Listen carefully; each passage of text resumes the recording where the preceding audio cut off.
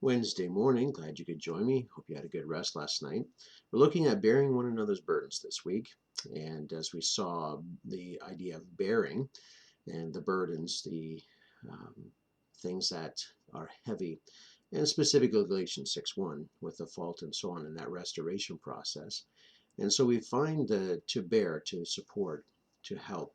And we find, of course, the word burdens, that is the load that we have. Now, I want to look at this morning briefly that to fulfill, and especially the law of Christ. Now, we have as well in book of Romans in chapter number 15 and verse number 1 states this: we then that are strong ought to bear the infirmities of the weak and not to please ourselves.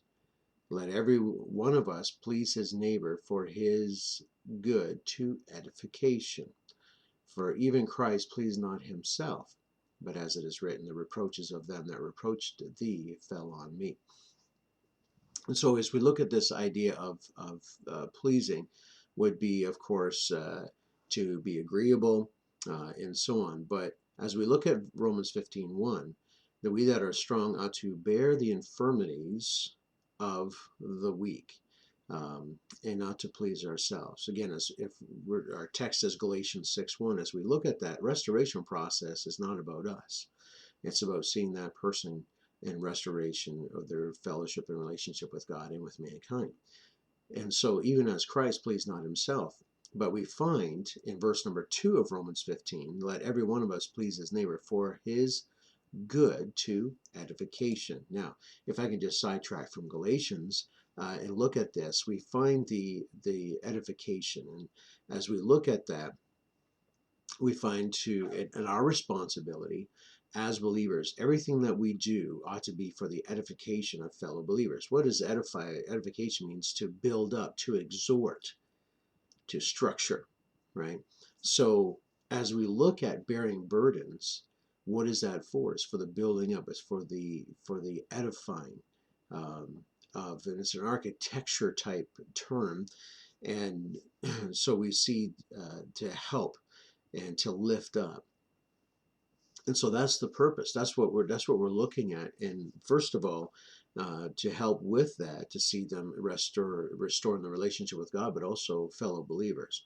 And so Paul, writing to the Romans, saying that the strong to bear the infirmities of the weak and not to please ourselves. It's not about us. Ultimately, it's about Christ and seeing that person come to good relationship with the Lord. And so as we go back to Galatians in chapter 6, we find to fulfill the law of Christ. What law of Christ are we talking about? Well, uh, as we look at John chapter 13, a new commandment I give unto you, that ye love one another as I have loved you, that ye also love one another. He really repeats that there. Chapter 15 verse 12, this is my commandment, that ye love one another as I have loved you.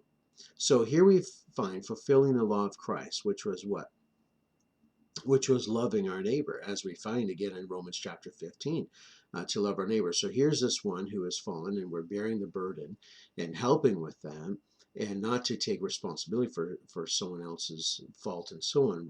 I understand, but as we see, there's that burden again, a mention of shame and guilt and whatever else have you, but helping bear that. And there's a consequence that that individual will have and suffer through, whatever it may be. But as we as fellow believers, helping them to love that person. Let me ask you this way: how would we want somebody else to bear our burdens?